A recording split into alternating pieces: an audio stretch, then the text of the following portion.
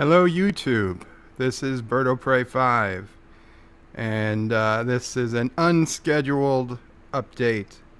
I just finished watching Star Trek Discovery, Season 2, Episode 3, Point of Light, and it's over. Episode 1 of Season 2, I said, look, they made an effort to start addressing some of our fan concerns.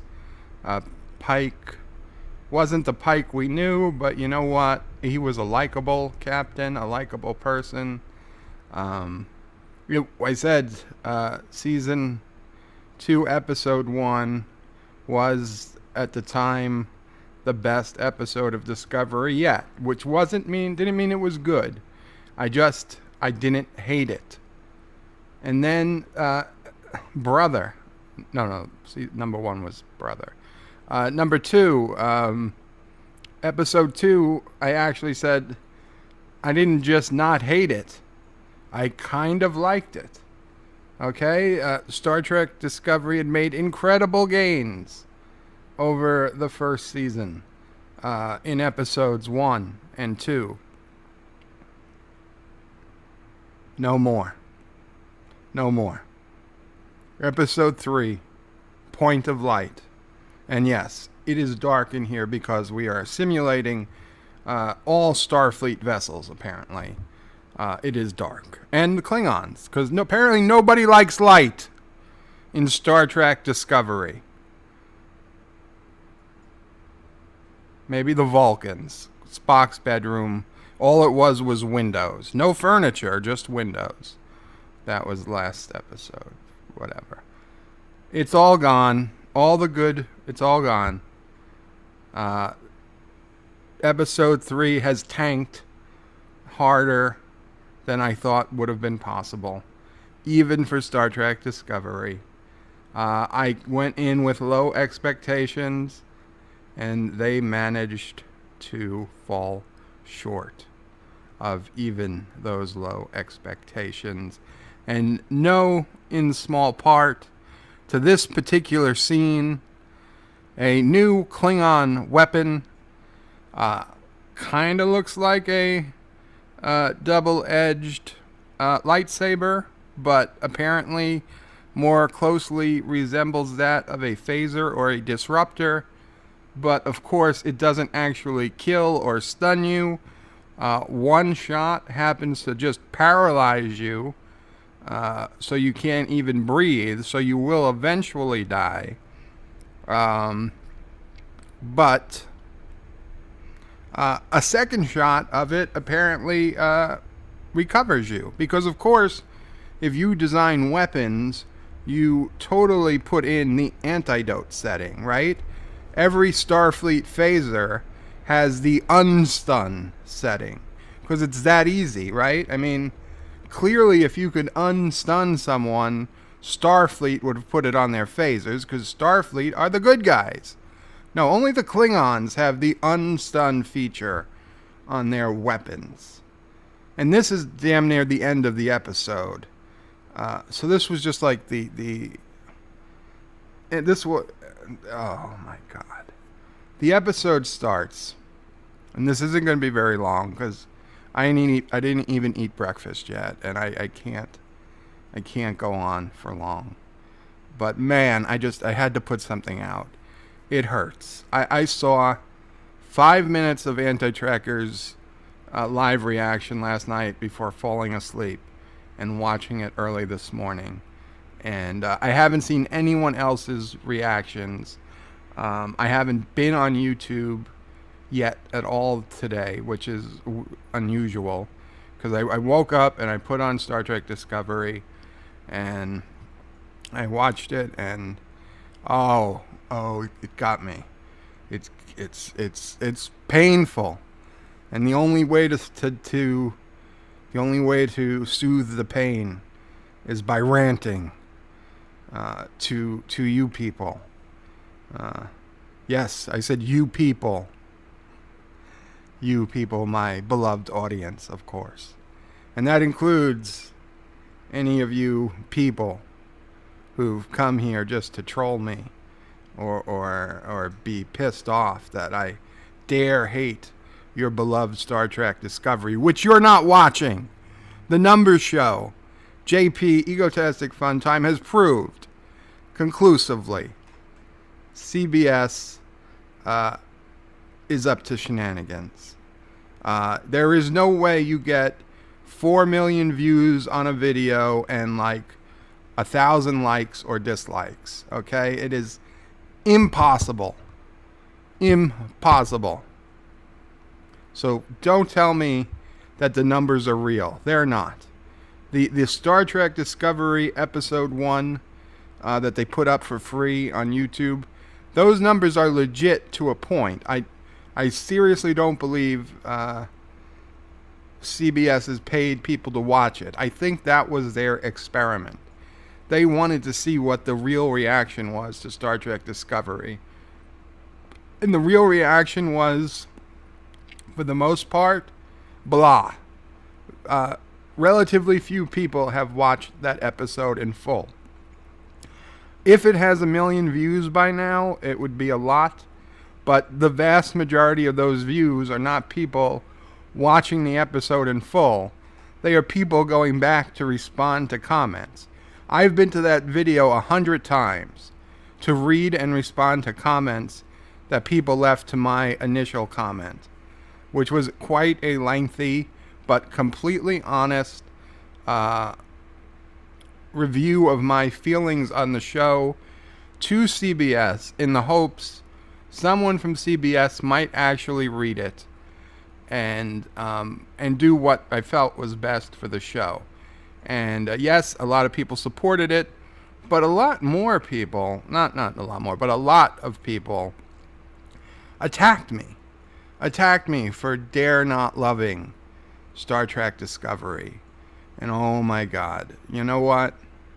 This episode, Point of Light, I can't imagine anyone else possibly besides Trek Yards could possibly give this a positive review. And even Trek Yards, I haven't watched their review. I hope this gave them some pause. The beginning of the episode, Tilly. I love Tilly. I loved her the first season. Not as big a fan of her the second season, but you know what? I still like Tilly. But you know what, Tilly? You are not the most physically fit person on the show. God knows I'm not one to talk. But you were clearly not the most physically fit of the 4 people that seemed to be running through the halls for some reason, for command training. They didn't clear the hallways. The computer gives everybody about 1 second notice that a rush of cadets are going to be running past them. You were not the most physically fit person in that group. You were by far the least. And I'm sorry, but you can just see that. And you know what? There were men and there were women in that group. Okay? So somehow in the future, even though advanced genetic manipulation has been outlawed on Earth for centuries, women have just become equally as fast as men. Even today in the marathons, the fastest man and the fastest woman are a decent amount apart. Nobody would think it would be fair to have marathon runners take the places in a co-ed means, because men are faster. It is a fact of science. I don't like it. There's a lot of things I don't like, but it is science. It is proven. There is no way that out of thousands or millions of people, that the women will be as fast as the fastest women will be as fast as the fastest men. Okay? And don't tell me in 400 years the human body has evolved to the point that women are now faster than men on average. Okay, they're not. So totally ridiculous to have the women and the men competing in the same race at the same time. Even more ridiculous for Tilly to win, beat her personal best. But even if somehow Tilly had the legs of the fastest Kenyan in the world to beat every marathon, she stopped and had a 5-minute conversation with a ghost, or at least 3 minutes. Okay, she came to a complete stop, had a conversation, and then started running again. Okay, now this is not a 26-mile marathon. This is running around the decks of the ship. So you cannot recover from a dead stop to win, not even to catch up to the group. She was having trouble even staying with the group. She not only catches up with the group, she surpasses the group. She wins. Impossible. Now, maybe you could say the ghost gave her superpowers.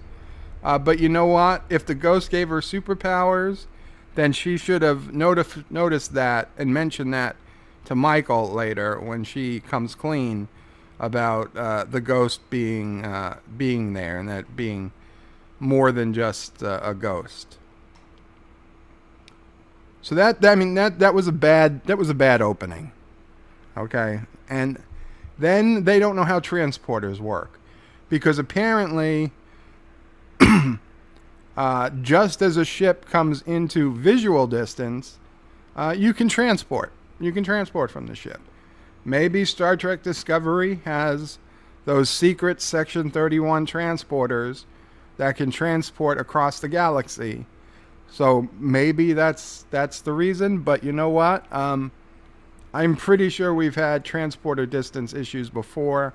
In fact, just episode 1, if Discovery's transporters were that powerful, they would have been able to beam up everybody without anyone going down in disposable landing pods. So no, Discovery's transporters are not special. And yet, at the very limits of visual range, they are able to beam, and these are spoilers, by the way. If you weren't sure, yes, these are spoilers. You know what? They were able to beam Amanda from the Vulcan ship to Discovery when it had just barely entered visual range. Of course, did anybody know it was Amanda? No, because for some reason they don't ask who's beaming over. They don't get even a basic, no ship protocol. Like, here's who's coming, by the way. It's not just, Burnham was actually wrong in this episode. For once, she said, oh, it's Sarek's ship. Well, it was Sarek's ship, but it wasn't Sarek coming over. She deduced that it must be Sarek coming over. And then, of course, Pike and Burnham have a not-so-secret conversation on the bridge, in the middle of the bridge, literally talking about the most personal details of Spock's medical history, in the middle of the bridge, in like a little slight whisper, as if the entire bridge isn't hearing what they're saying. Absurd. So Burnham goes to meet who she thinks is Sarek. Turns out to be Amanda. So does she say, Mom? No, she says, Amanda. Because, of course, the woman who was your mother, more or less, your entire life, who later in the episode, you admit, gave you nothing but love and all these things, you greet as Amanda, not Mom. right? That's what you would do, right? I guess. Hey, Amanda. Stupid. And then, oh, it's bad. It is bad, people. I don't know what to tell you.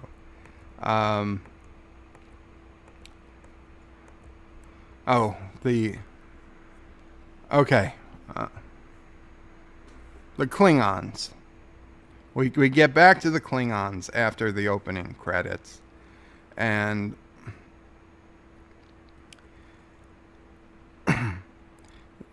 it's clear that again they did listen to the fans to a point.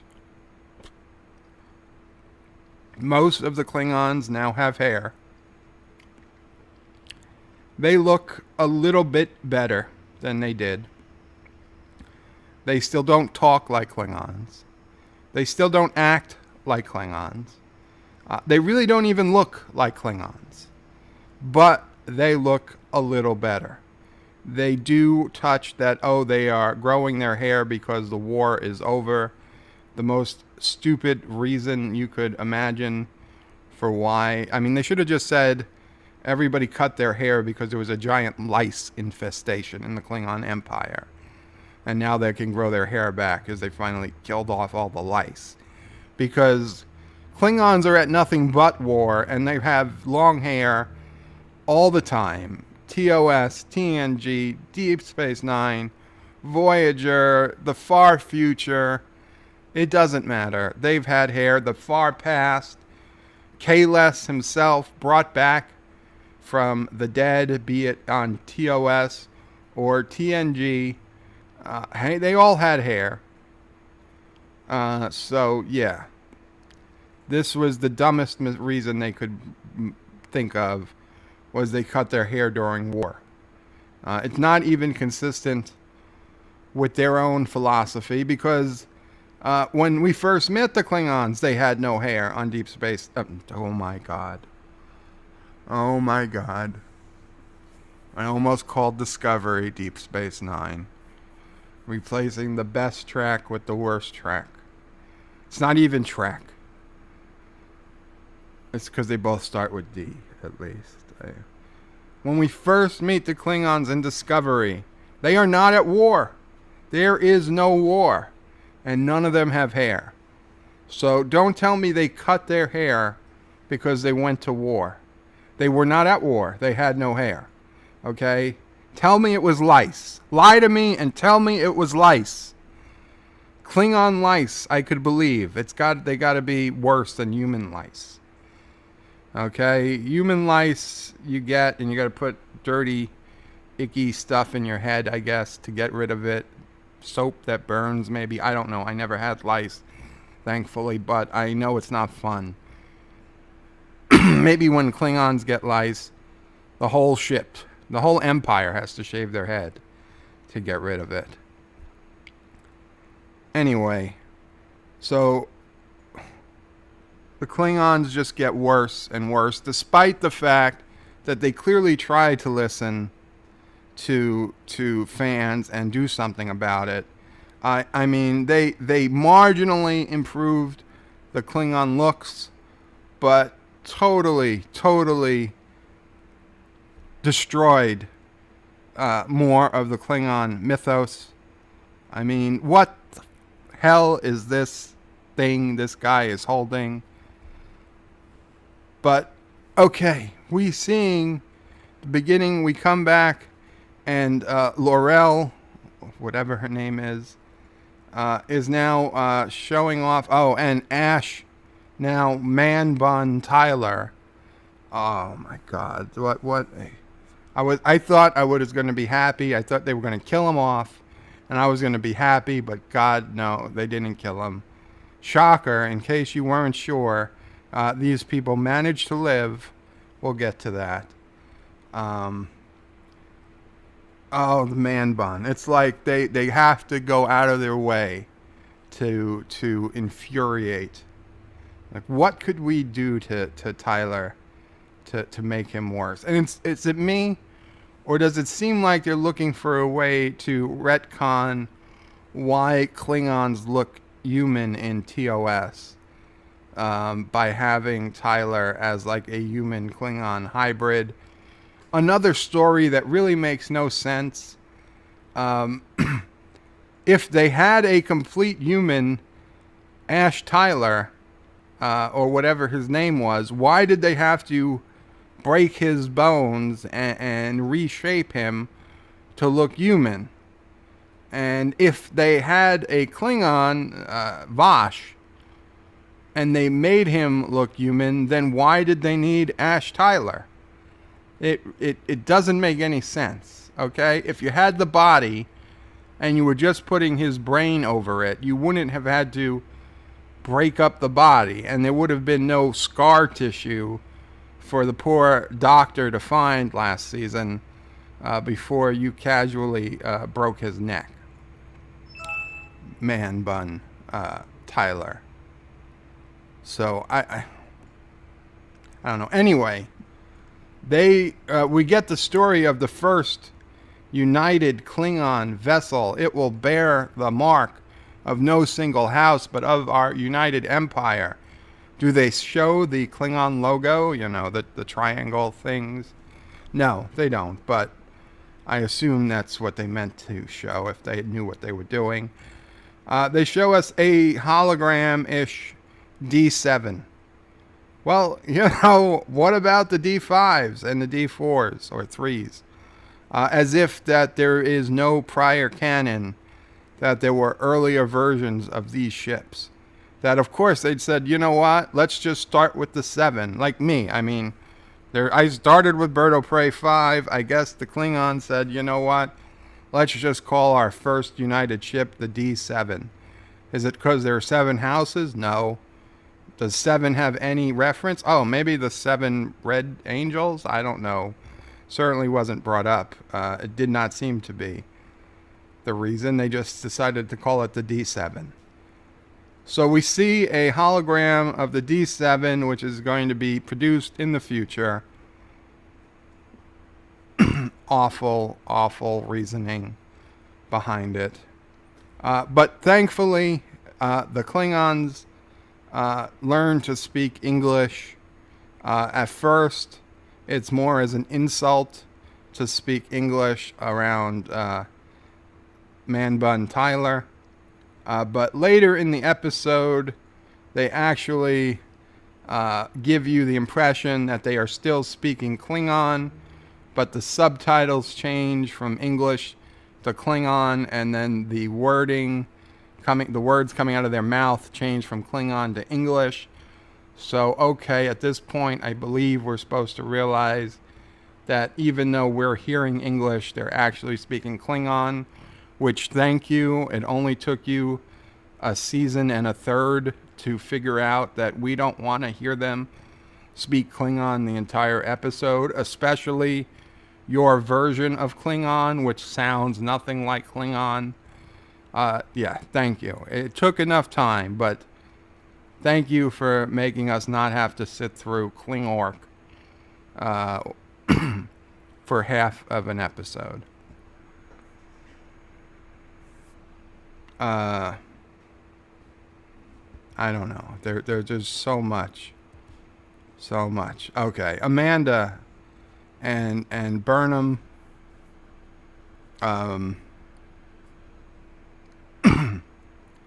Amanda tells... Okay, apparently we find out that Burnham ran away from home because logic extremists, those people who blew up the Vulcan suicide bombers from the beginning of season 1, the logic extremists apparently are a plague on Vulcan, and they were attacking Michael Burnham in school, so she ran away from home.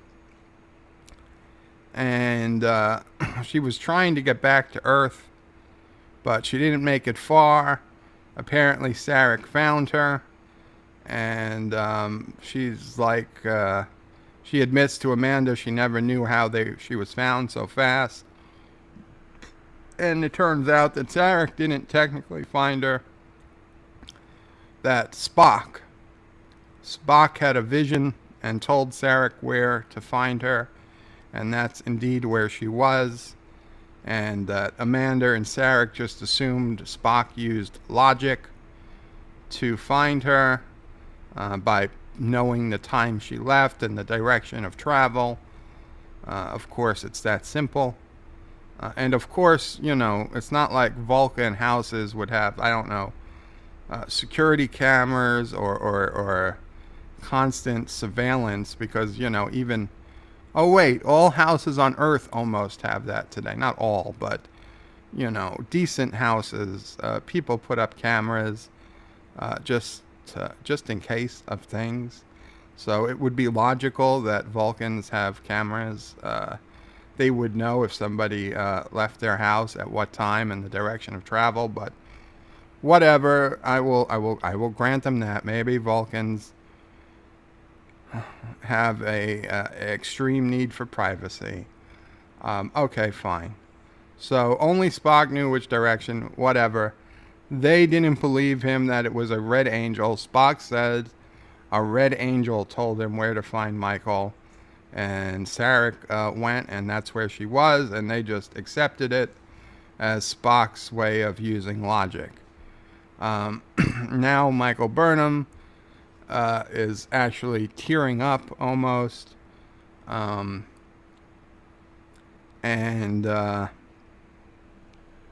I can't. There's so much. There's so much. Michael Burnham admits that that because the logic extremists couldn't get to her, they started going after Spock. So to her logic, the only way to save Spock was to do something to him so that the logic extremists would think that they were no longer friends or family. Basically, that by attacking Spock in some way, something she did would make the logic extremists realize that they couldn't get to her via Spock because they would think she hated Spock, and so if they did anything to Spock, they would actually be helping her, which is not the worst logic I've ever heard, but it's nuts. And of course, when Amanda asks, "What did you do?" She can't tell you. You know why she can't tell you? They don't know. I don't think they know what she did yet. They wrote this, but they don't know what to say. They don't know what to say because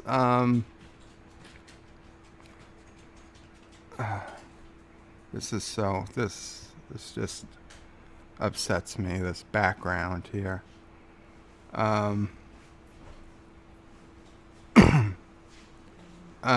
They don't know what to say because I don't think they fully thought about how they were going to explain this situation going forward.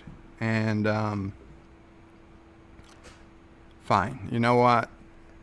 Don't tell us it was bad, but at least I don't think it was rape him, okay?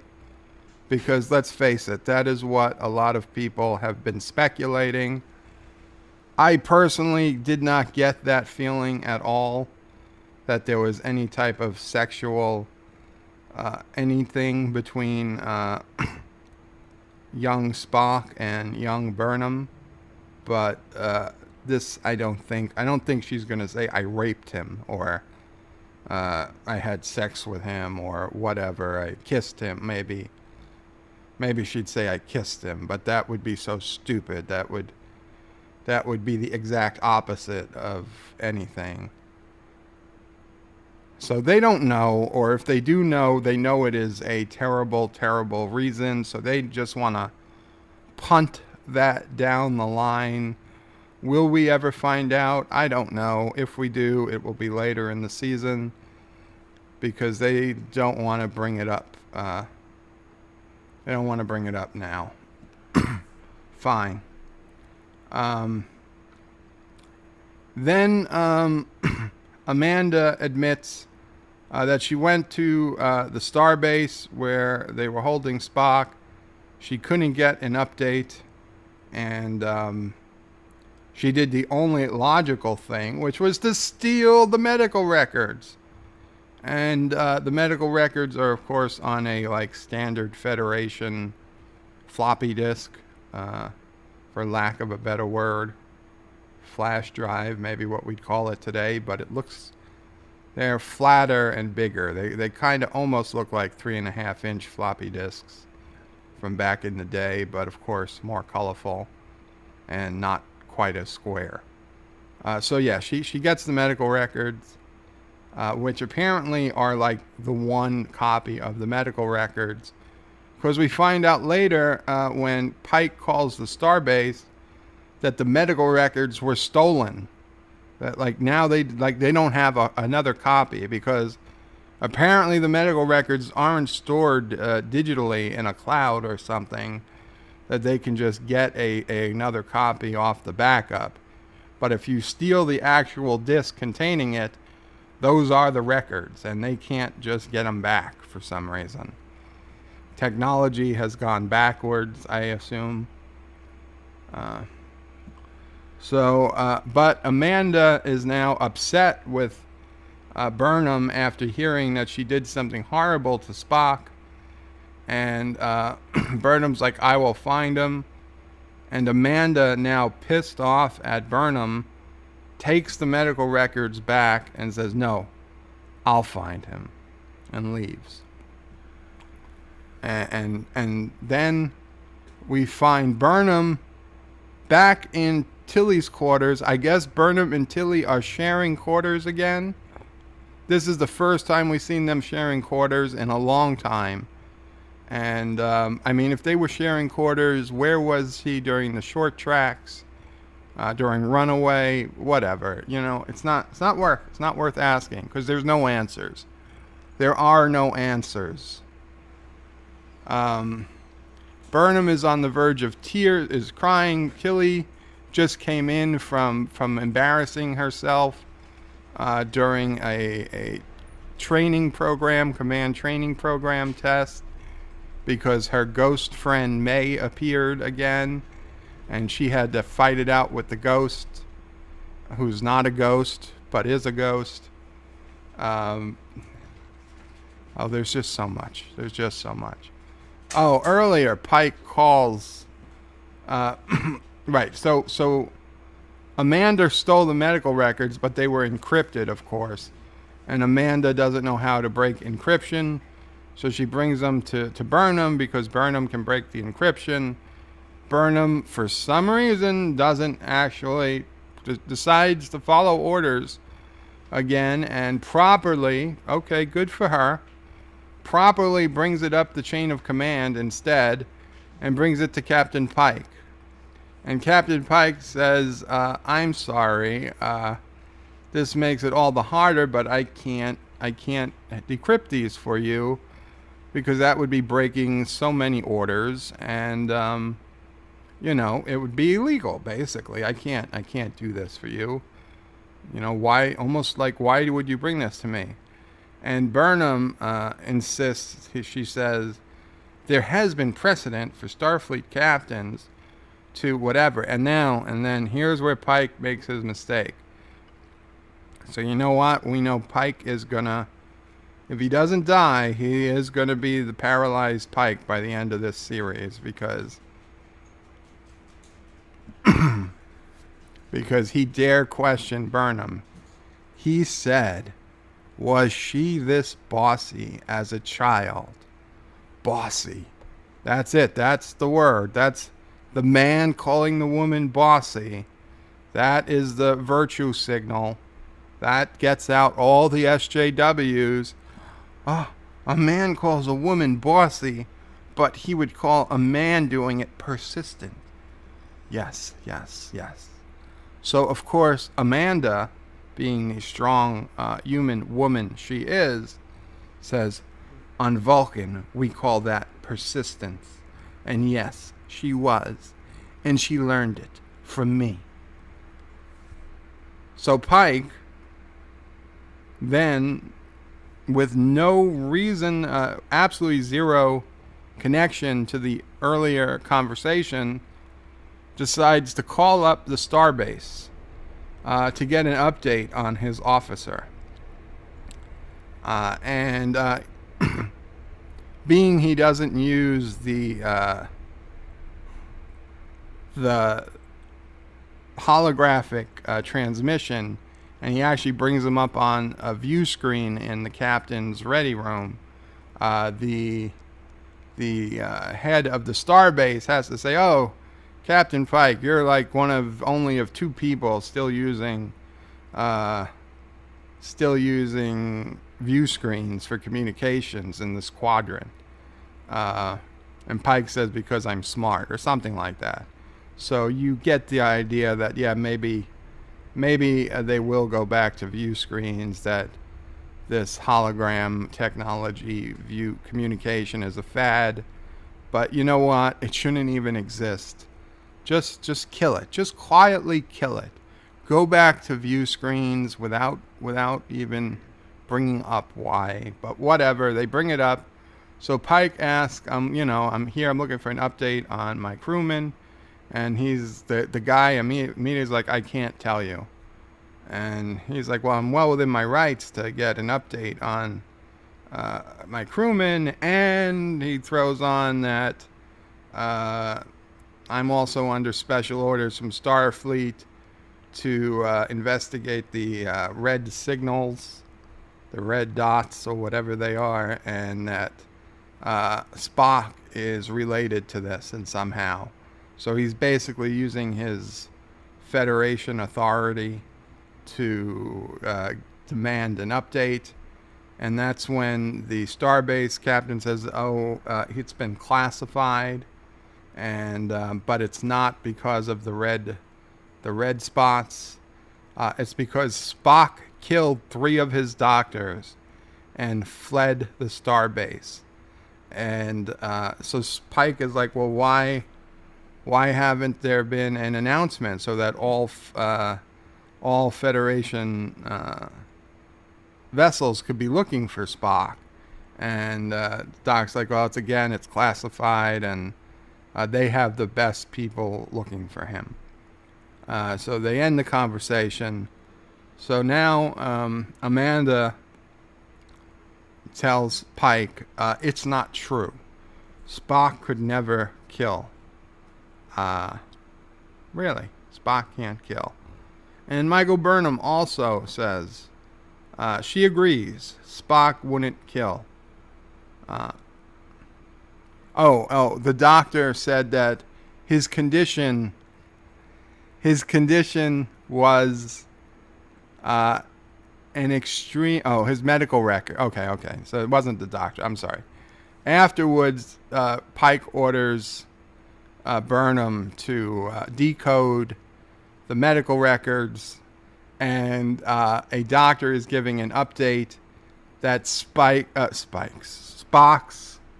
medical condition was due to a, quote, extreme lack of empathy. Wouldn't you know it? The one thing Sarek said last episode, the whole point he brought Michael home, apparently, was to teach Spock empathy, and now he has a total lack of empathy. So that is why it was like Burnham's personal failure. She didn't teach Spock empathy, and now he's in a mental asylum because Spock didn't have empathy before, apparently. Oh my God. Anyway, going back, I don't know. There's so much. There's just so much wrong. I don't want this to be an hour long. I don't know how far I'm into this, but it's going longer than I want. This was just to bring up the worst of the worst parts of this episode. Oh, but Spock's not capable of killing. Pike says he's the third one, that all 3 of them agree. Spock is not capable of killing. Really? Spock is not capable of killing. Perhaps Captain Pike believes this, but Amanda and Michael Burnham, two people intimately familiar with the most basic elements of Vulcan culture, even those which they previously have hid from all other outsiders. You have to imagine Amanda and Burnham understand Ponfar, right? And we know Spock, 100% capable of killing during Ponfar, because it happened. It happened in the TOS series. He thought he killed Kirk. He was going to kill him. He thought he did. Only quick-thinking McCoy saved the day by giving Kirk a shot that turned out to be a fake death simulator. But Spock really believed he killed his captain and was ready to turn himself in for that crime. But yes, during Ponfar, Vulcans are 100% capable of killing. So now if Spock was locked in a mental hospital, a Federation, not a Vulcan, a Federation mental hospital, human run, without Vulcans on staff apparently, and he went into Ponfar while in this mental hospital, he cannot tell the humans why he has to leave. He's incapable of doing so. We know this from previous Ponfars, other Vulcans. So what would he do?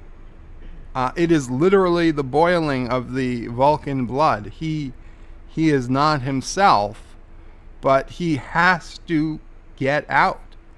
So you know what? They all know, except possibly Pike, that it is 100% within Spock's ability to kill if he was under Ponfar.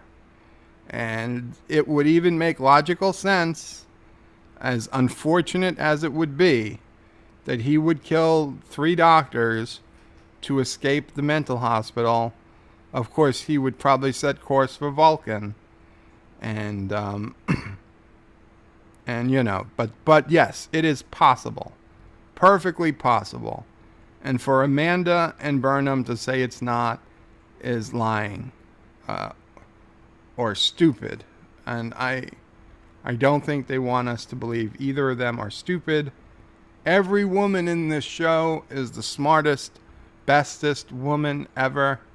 There are no stupid women in Star Trek Discovery, whether Klingon or human or Vulcan or half Vulcan or whatever, or ghost or queen of a planet that was born at the same time as you.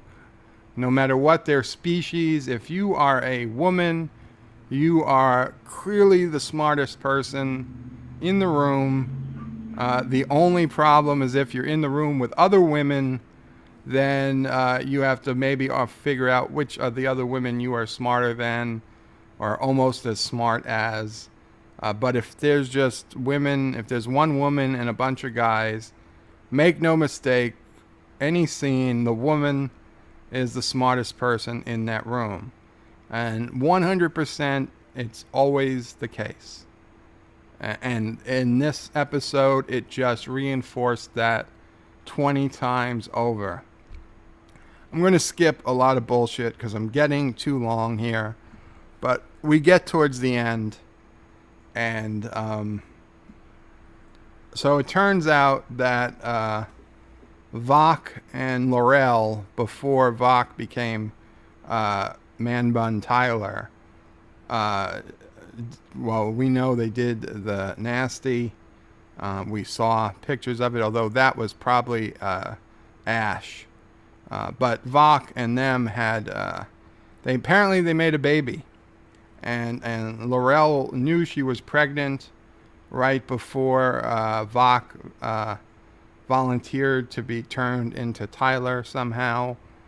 Reasons and logistics of that still in dispute. And she didn't tell him because she knew he would never be able to make that choice, knowing there was a baby on the way. And the baby would just be a liability to her. So instead of telling anybody or caring for the baby, I don't know, she gave the baby to somebody else and said, you take care of it and don't ever tell anybody it's mine. And so Ash didn't know she had a baby. She acted as if she didn't. She never went to visit the baby. It was only when some other Klingon, who ended up dead, tells Ash that she's been hiding the baby from him, and they go and see the baby, that, oh, they had a baby. So now that there's a baby, I think it's, was it Core? I think the House of Core, who is they seem to be the biggest troublemaker in this series. Would have been better if it was the House of Doros, but no, fine. It's the House of Core. I'm skipping a lot here, but this is how we get to this scene. Okay, that's Core holding the new Klingon double-edged disruptor, where you'll notice Laurel and Vok, Tyler, just happen to be standing in the exact right spot so that the beam can hit both of them at the exact same time. Had they been standing next to each other, arm to arm, or somewhere else in the room with something in between, any of that, this whole plan would have gone to hell. He had to make them stand facing each other in front of him somehow for this to work. How he did it, God only knows. And this whole scene getting up to this is like something out of a 1980s video game, where you've just fought off hundreds of literal bad guys, and the music changes, and the boss of the level comes in, and of course the boss of the level is Core. And even though he was there at the beginning, in true Klingon fashion, he completely ignores the fight going on and just, I guess, steps back and waits for them to kill all of his underlings. And now the music changes and you're like, oh shit, now we've got to fight the guy that actually matters. All these other people we killed were really useless. They meant nothing to the story. And he steps out, and you know what? He wins, kind of. He gets them in this position and zaps them and lightsabers them, or whatever this is.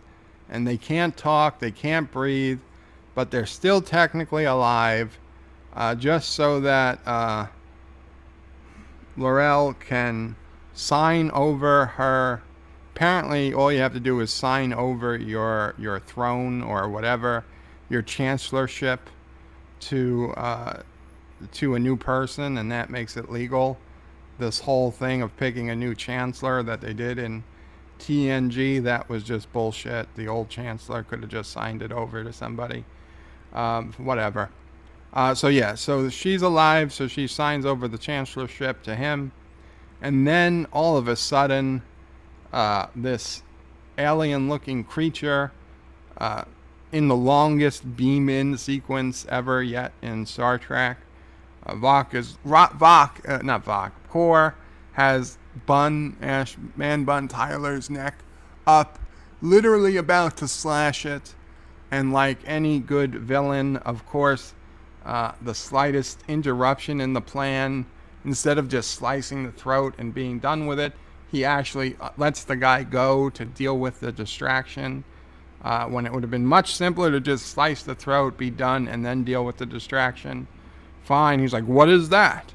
And there's this weird sound and fuzziness entering the room, and then it's somebody beaming in, and then you get this alien that kind of looks like an alien from Stargate, when they were wearing those weird helmets on their heads, the Jaffa helmets. And I'm saying she, because you already know it's got to be a woman. They come in, and one-shot vaporization kills of everyone in the room except Core. Oh, and of course except Laurel and Ash, because they're the good guys now. Kills all the other bad guys except Core, who this weapon, the same weapon that can vaporize the enemies, somehow encircles him in a bubble, and he floats in the air. Yes, this is the bubble setting of a secret phaser rifle or something. You don't see it used much in other Trek series. Apparently there's stun, heavy stun, kill, vaporize, and if you keep turning the dial or the knob or the whatever, there's bubble eyes. So she shoots him on bubble eyes, and he gets entrapped in this bubble and is like floating in the air, helpless to do anything. And before anyone knows what's going on, Laurel takes the knife and stabs him through the bubble, killing Core. And of course, he comes falling down to the ground at that point, his innards laying all over the floor, splattered. And then they look at who is this masked woman. And sure enough, it is Empress Giorgio from the Mirror Universe. Clearly, she is as a Section 31 agent. She came to make sure that Laurel stays in power because it's that important to the Federation. So she apparently had their back this whole time. She was watching. She knew that Core was about to take power, and she comes in and kills them. I guess that's why they left Core's body, because they needed it later. Then Giorgio says she needs to speak to Laurel alone, right? They have to speak woman to woman. Man can't be here for this conversation. So Man Bun and the baby leave the room, and it's just Giorgio and Laurel. And Giorgio says that Tyler and the baby are liabilities. They're liabilities, and she has to get rid of them. And Laurel puts the weapon to Giorgio's throat and says you're not going to make me choose between the man I love and my child and the chancellorship. And Giorgio comes back even firmer, scarier, I'm not giving you a choice. I'm telling you they're liabilities, and she will take care of it if she can. She had to ask if Laurel was capable of killing Tyler himself and the baby herself, but apparently not. So Giorgio is going to do it, and you get the feeling they talked about something else. And then, of course, the scene ends. And the next scene is... Give me the strength. Give me the strength to finish this. Please. The next scene, Laurel... I hope I'm saying her name right this whole time. Laurel, whoever the leader, the Klingon woman chancellor is, um, she is addressing, I don't know, it's not the Great Hall. It's somewhere on Kronos, I assume, because there's like a lava pit in front of her. It's not the Great Hall, though. That would be the right spot.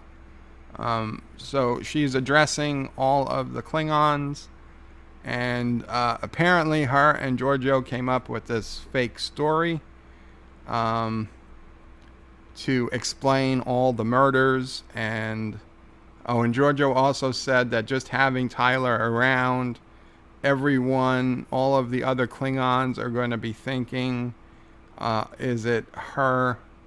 Because, right, a powerful woman can't have a man around, because if there's a man around, everyone else is going to be thinking, are these her orders, or is she just his puppet and he's giving the orders? Because A, like, that matters, or B, whatever. So I guess if you become a powerful enough woman, you have to swear off men, because if there's a man around, of course everyone will think that he's got to be smarter than you, so he's the one making the real decisions, and for some reason he doesn't want any of the credit or any of the attention or the title.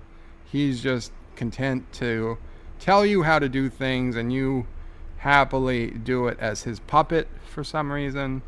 So yeah, she tells him, she can't have a man around. So Laurel, they make this giant backstory, and she goes up in front of all the Klingons, and she says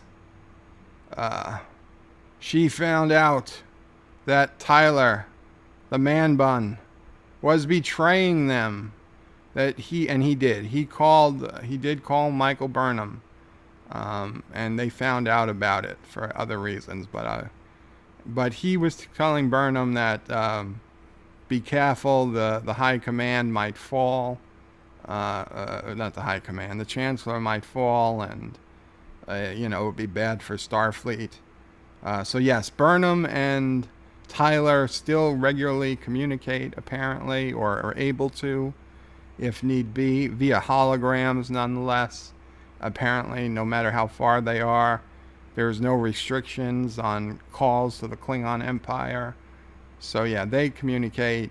Some Klingon put a listening device in his war paint on his face, which he then trolled Tyler into wiping off his face. And it was a listening device all along. So he was able to spy on Tyler, because Tyler apparently doesn't wash his hands. So he still had the listening device on his hands for, I don't know, hours, days later, who knows. So he found out that Tyler had called Burnham, and so it's already rumored that, I guess, there's a traitor in the mists. So Laurel says that she found out that Tyler was betraying them and calling her weak, and as proof that she would not accept this, she lifts by the man bun a severed head of Ash Tyler, which you knew is fake, but spoiler alert, it's fake head. But looks perfect, and raises the head, and she says, this is, if you think I put personal feelings above the Empire or whatever, think again.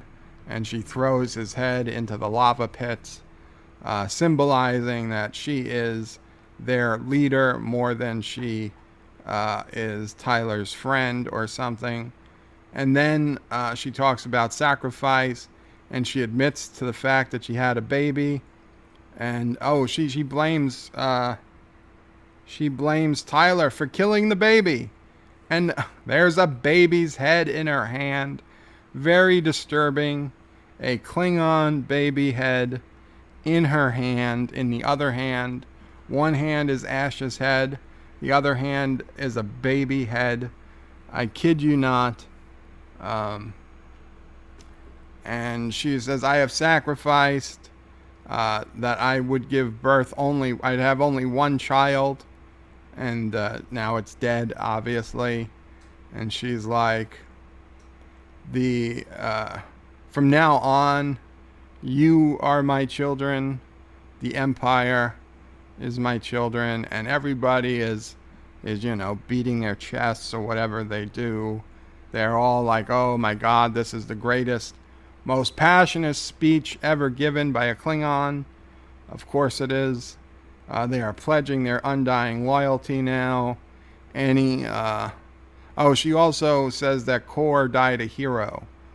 This way it gets Kor's allies on board, that she's giving Kor credit for saving her life. That had Kor not stopped Tyler, she'd be dead. So she's giving Kor some credit.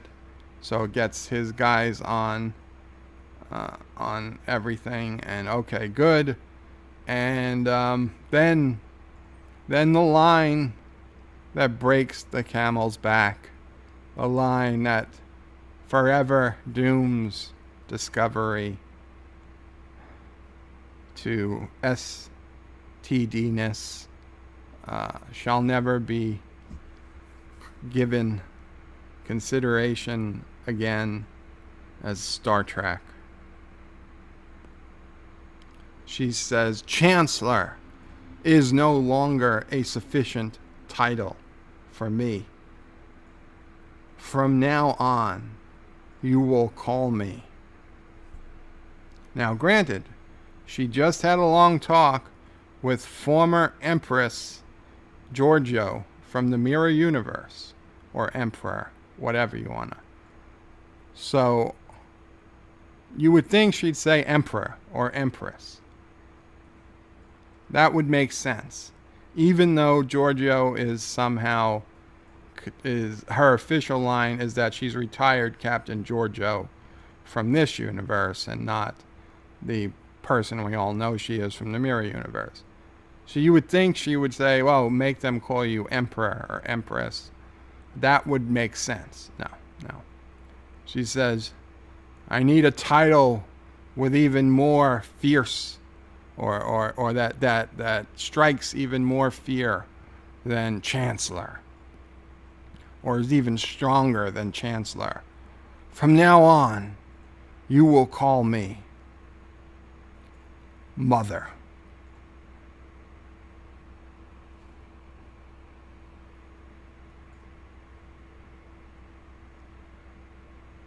Mother. That's what this episode should have been named. Mother. So now I guess the Klingons are going to call their Chancellor, their Empress, they're going to call her a mom. Right? Like Mom's robot company from Futurama, I guess. I don't know. Mother. Because Mother is the fiercest title in all the galaxy. Mother. Holy crap. Could you get any more SJW? Could you? I'm asking. This is not one of those questions that you don't expect an answer to. God damn it, I need to eat breakfast. Blood sugar is falling. I feel it. But rhetorical. This is not a rhetorical question. Can you get more SJW? I don't know. I maybe we'll see next episode. I don't know that I will be watching, to be completely honest. If I had my own CBS All Access subscription, I would cancel it today. This cannot stand. They were making some progress, but no, it is gone. It is a complete and utter failure as a series. Complete and utter failure as Star Trek. Complete and utter failure as social commentary. Disgusting. Not fit for television, which is why it's not on television, not even fit for streaming service. Oh, and then the very last scene, because of course they didn't really kill Tyler and the baby. In fact, Giorgio took Tyler and the baby up to a secret Section 31 starship that has foldable warp nacelles, like nothing we will see in Star Trek again until Voyager, and even then far beyond what Voyager does. Possibly even decloaks. I watched the scene like 10 times. It is either very bad CGI rendering, because the ship is coming out of a sun, like the sun is behind it, so you can't see what's happening. So either the ship is at the very end stages of decloaking, a Federation starship decloaking, or just terrible CGI rendering of the star's sunlight on the moving nacelles. I'm not sure which. But either way, this ship doesn't belong in the Star Trek universe. And, yeah. So what happens is Giorgio talks to Ash, Man Bun, Tyler. Basically, long story short, Ash drops the baby off at a Klingon orphanage to be raised by monks, never knowing who its parents will be, but it will be safe. And Giorgio has basically talked Tyler into joining Section 31, which he, tells him all about and shows him the black badge. And of course, Section 31 has its entire ship, a Section 31 ship where the lights are even darker than on Discovery. And that's the end of the episode. The end of Star Trek as we knew it.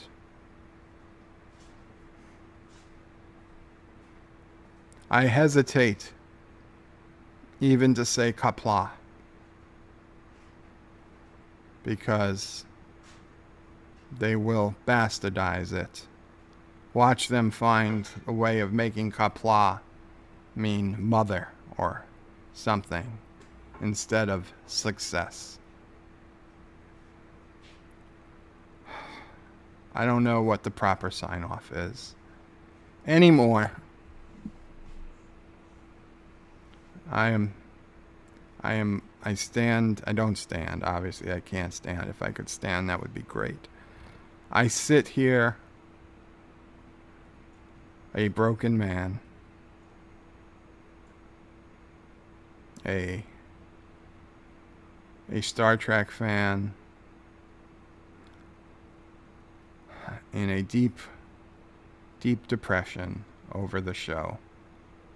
I should not have gotten my hopes up here in season 2, but episode 1 was like a 5 out of 10 or a 50 out of 100.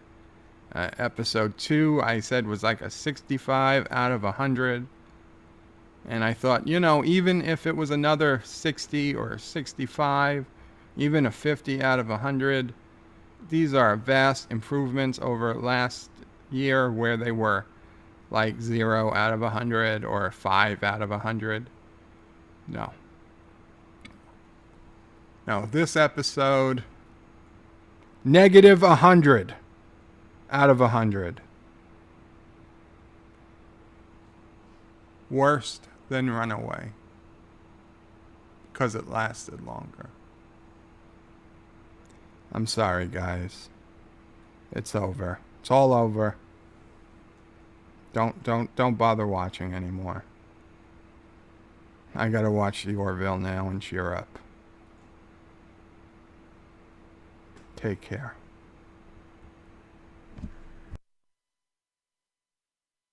Thank you all for watching my video. Please remember to comment, like, and subscribe.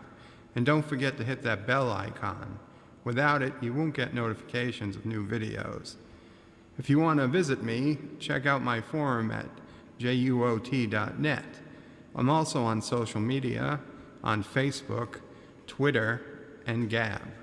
And if you're really crazy, you can send me some money on PayPal. Take care.